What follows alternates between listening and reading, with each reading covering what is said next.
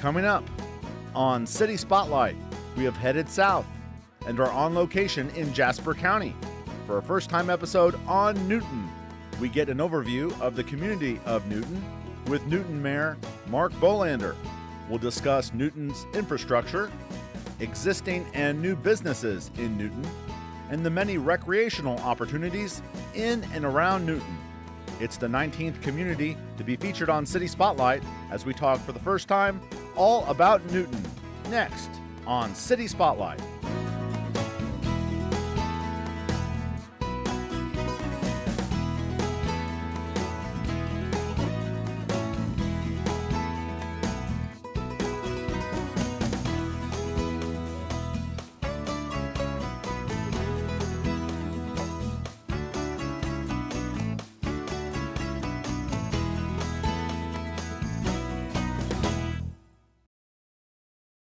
City Spotlight is supported by Consolidated Communications. CCI is honored to salute the cities and their leaders in the area, as well as providing TV, internet, and phone service to local homes and businesses.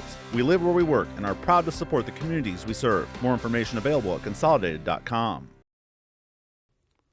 Hello and welcome to another edition of City Spotlight. As you can see, we're on location once again here in Season 7, the second half of Season 7, and we're taping here on March 1st, 2021, and we are taping a first-time episode on Newton.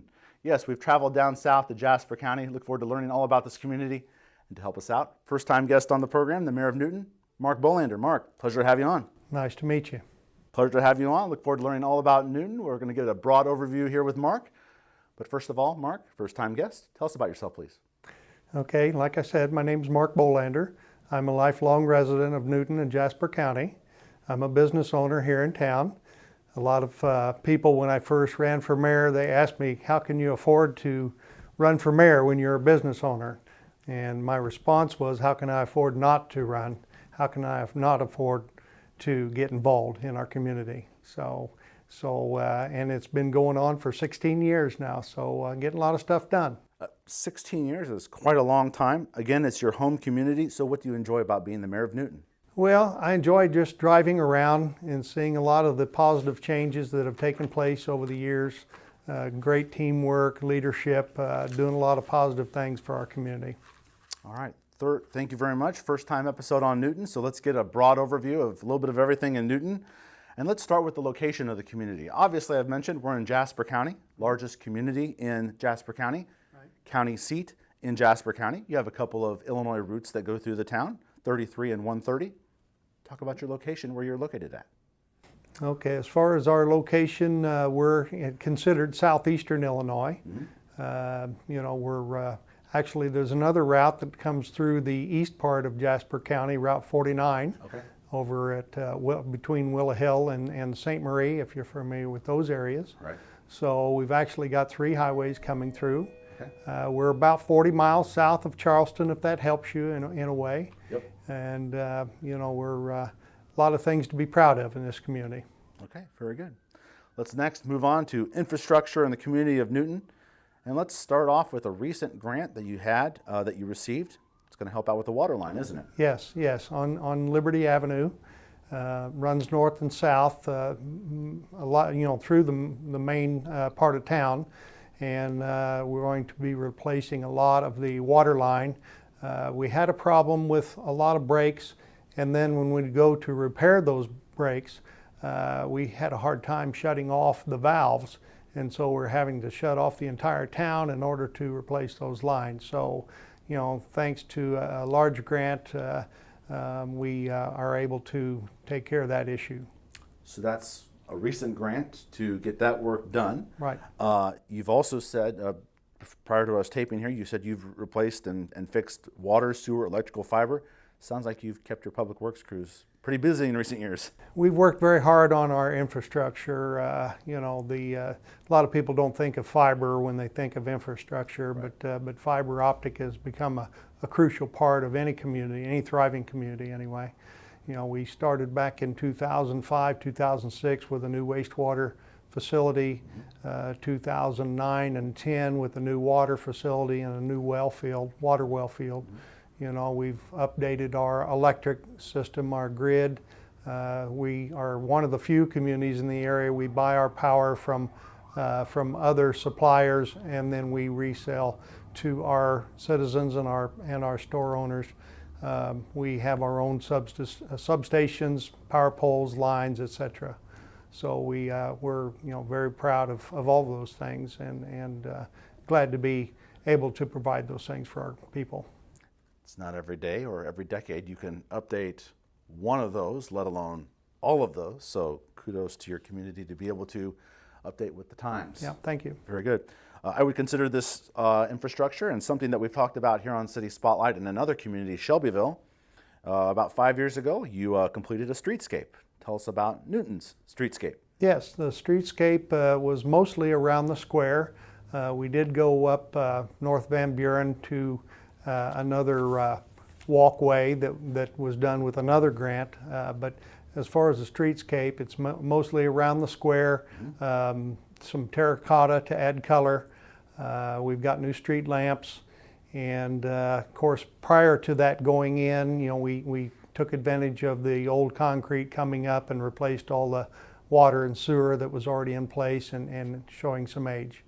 So it's very decorative, and that also kind of segued into our flower pot project that we are very proud of too. We have a lot of beautiful flowers in our community around the square.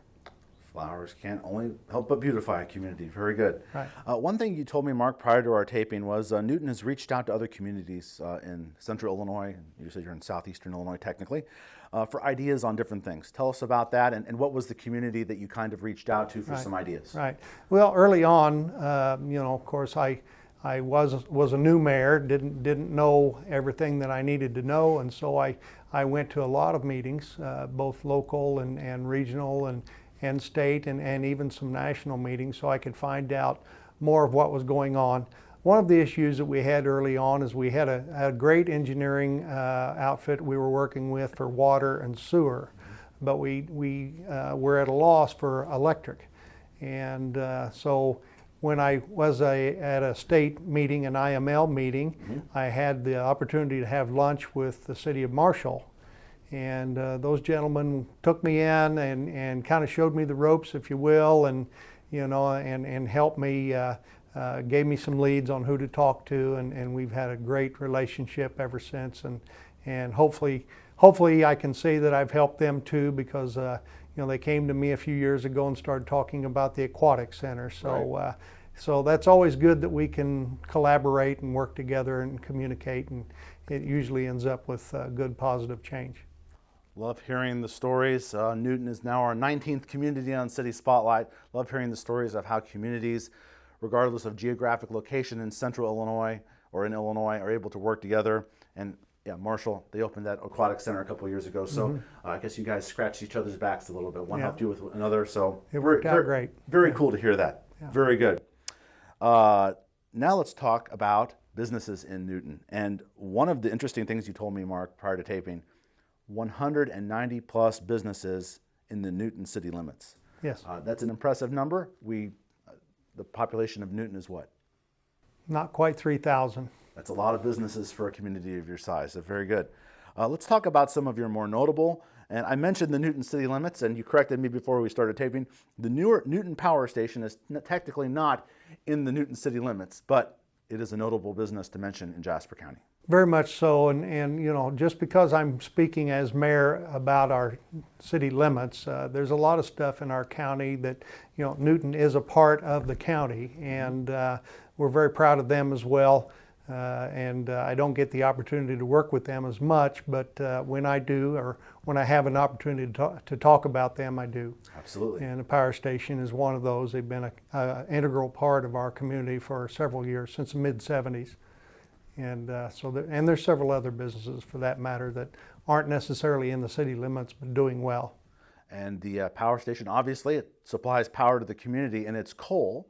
But I think the really unique thing that you told me prior to our taping was that in a few years down the road, the other side of this decade, it's going to be moving to a different kind of power. Yes, 2027, they're probably going to have to go to solar and battery storage. So that seems to be the movement.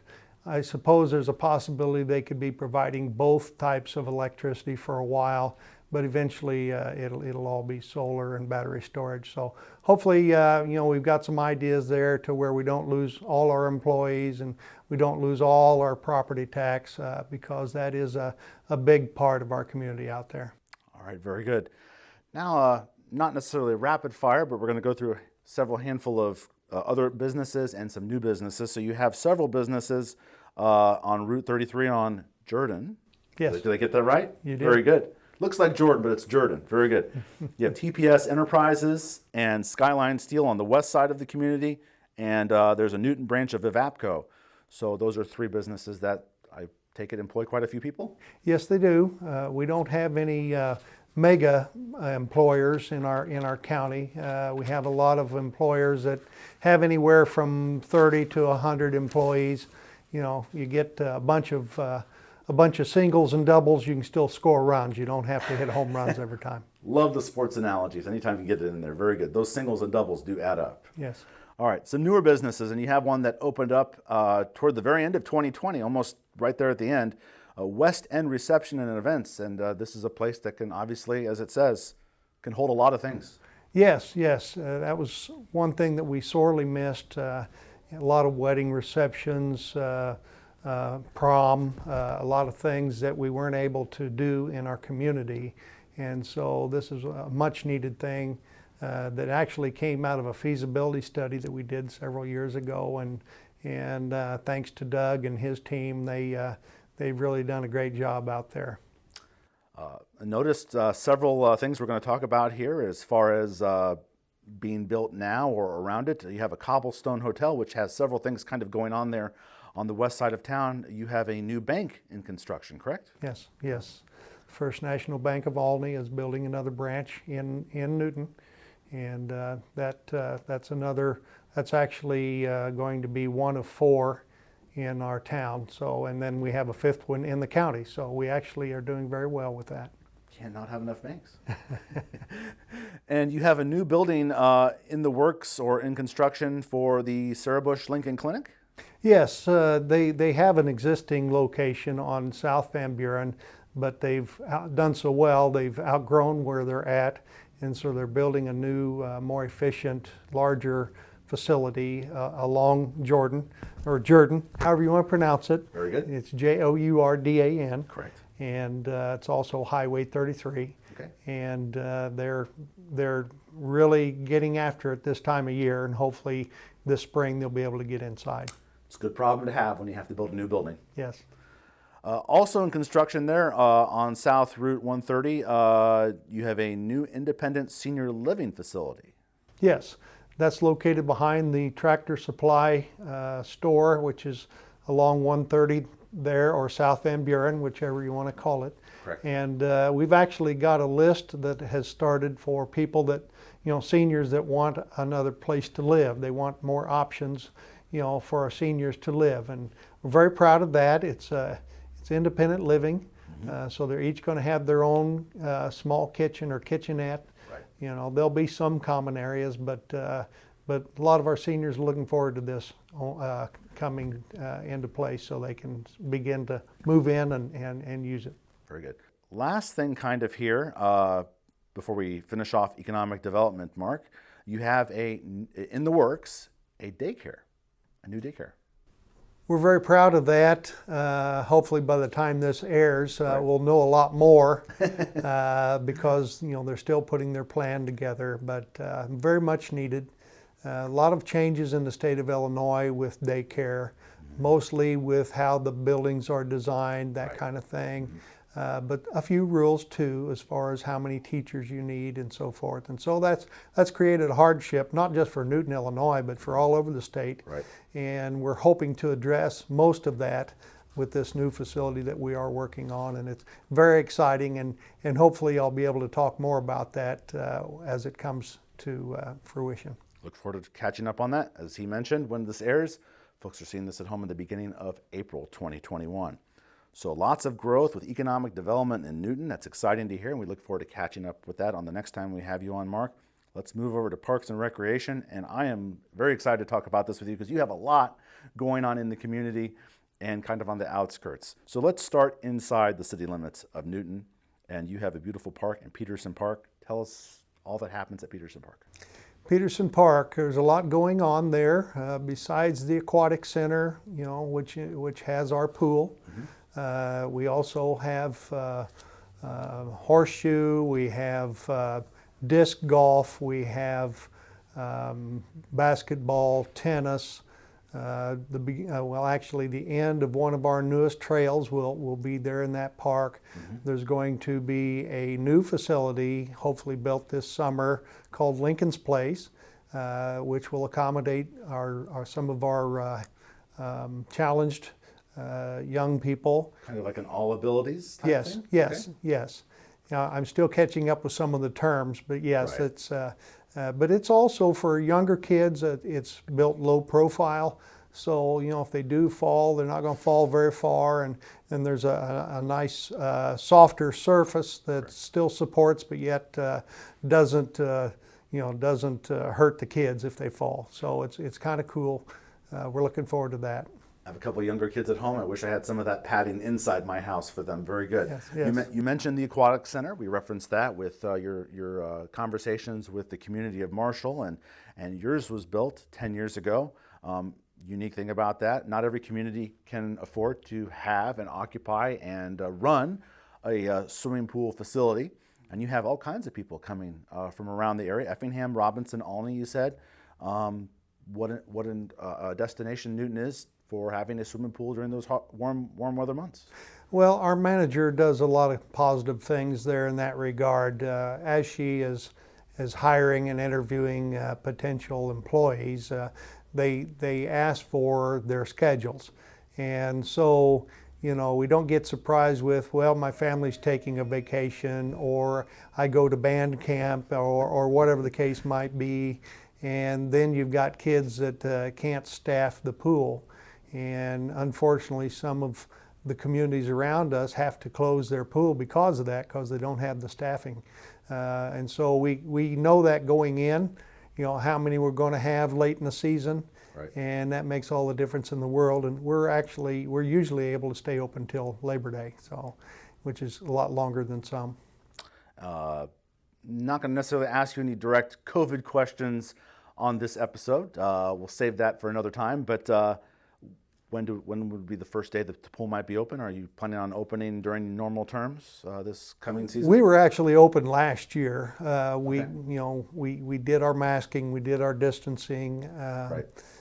We didn't have a tremendous number of swimmers because of that, Right. because we'd been given a number that we had to stay within. Correct. So I anticipate at the beginning. I anticipate that as we start, we'll have a number that we have to stay within. But eventually, I'd like to see that open up. Okay, very good. So Peterson Park, you have the Newton Aquatic Center, and something moving forward that I know you're very excited about, the Riverwalk. Yes. Tell us about that. The Riverwalk is something that we were awarded a grant back in 2016. Okay. And it's taken us quite a while to get this put together because of some stumbling blocks in our way, mostly environmental. We have what they call a sand darter in the river, which I've never seen, but you can Google it. Right. And because of that and a few other complications, it's delayed us quite a bit. But yes, everything, knock on wood, we're planning on building this in the summer and hopefully have it completed and be able to use it this fall. And so what the Riverwalk would do what? Okay, it will actually begin at our old mill bridge, or the old river bridge, which is on the north side of town. Correct. And it will travel east on the south side of the river, Right. Imbraw River. Very good. And it will come up into Peterson Park, and there'll be a granite feature there at the end of that trail for people to sit and rest. It'll be a very aesthetic, very eye-appealing place to go. The trail itself is going to be 3/4 mile of concrete, 10 foot wide, Okay. along the riverbank on the south side. It's gonna be pretty. So it'll be very picturesque, and hopefully we started putting our Christmas lights up last year in the park, and hopefully we'll do more of that, and we'll do hopefully be able to decorate the old bridge and some of this trail as well. So it'll be a beautiful, beautiful site to go and maybe take some pictures and enjoy. Got about 5 minutes left, Mark. Got a couple more things in the outdoor and recreational areas. And just to the east and a little bit to the north off Route 33, you have Sandpar State Fish and Wildlife Area. Yes. Wow, just right outside your back door, you have a beautiful place like that. Tell us about Sandpar. That's one of 2 state parks. Sandpar's got all kinds of paved roads in it, so if you're a walker, a jogger, a bicycler, horseback rider, you can enjoy that park. The fishing is good, and there's a lot of camping, tremendous amount of camping. So if you have an RV or a camper, it's a great place to go. And just east of Sandpar, staying in that right area there on Route 33, you have a drive-in theater. Yes, we do. Very proud of that. There's not too many of the drive-in theaters left. Nope. This one is run very, very well. Excellent. It's exceptional place to go on a Friday night or whenever, and they always have good current movies on. So it's a great place to take the family and enjoy. I was writing my notes for this interview with Mark and told my wife I think we might have to travel down to Newton since checking out movies has been kind of tough lately. Right. And so we might have to venture down there to check that out. I understand they just reopened up here just a few days before we're taping here on March 1st. Yes. Very good. One more place to mention on the recreational activity, you have Newton Lake on the southwest corner of Jasper County. Tell us about Newton Lake. Newton Lake is perhaps the best fishing lake as far as bass fishing is concerned in the area. It's been voted in Bassmasters as in the top 10 for the last several years now. Not necessarily the largest fish, but they're above average in size. Mm-hmm. I think the northern pike are the only ones that are perhaps larger. So they're a large fish, and there's a bunch of them. And if you know what you're doing, if you're in the right place, you can catch anywhere from 50 to 100 fish in an 8-hour period. It's just incredible out there at Newton Lake. And now the boats, they have a restriction on the motors. Right. Well, there's a reason for that. Two reasons actually. One, because it's a cooling lake for the power plant. Right. But the other one is because they want that for the fishing. So there's a lot of videos that are shot out on that lake. The way that works, those professional fishermen, they come in, they have those great big motors on the back of their boat. So what we have to do is we have to take them out, tow them out, and then unhook and let them do their video. But there's a tremendous number of videos done on that lake because it is such a popular place to go. I'm going to combine my last couple of questions into one, Mark. We have just a couple minutes left with you. Thank you for this first time episode on Newton here on City Spotlight. Listed all those outdoor opportunities for folks. For a community of this size, you have so many things that your community can do. We've talked about quality of life here on City Spotlight, having those available things for the people in your community to do. As you told me before our taping, definitely well-rounded folks here in Newton get to enjoy lots of different things. Yes, very much so. You have a lot going for you in this community. Just learning about all the things you have, all the businesses, all the things that are under construction.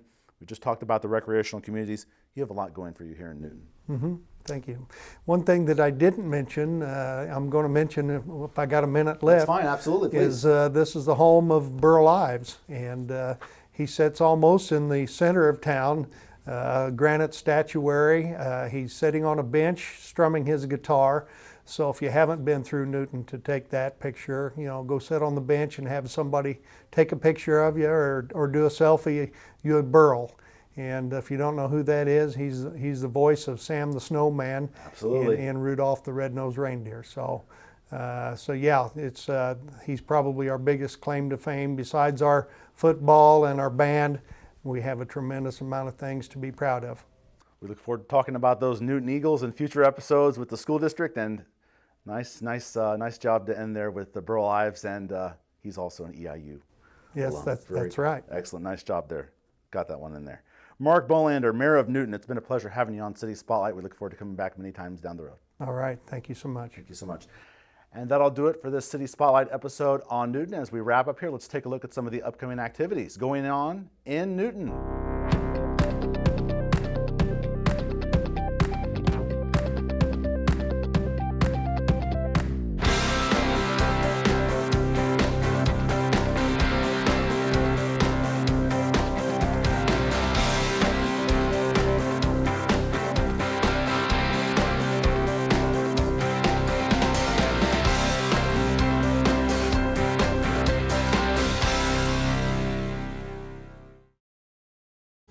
Thank you for tuning in to City Spotlight.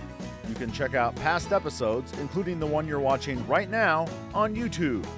To check out recent episodes of Central Illinois towns featured on City Spotlight, search on YouTube, City Spotlight, with the show number and the name of the town. Listed on your screen are the last 5 episodes of City Spotlight.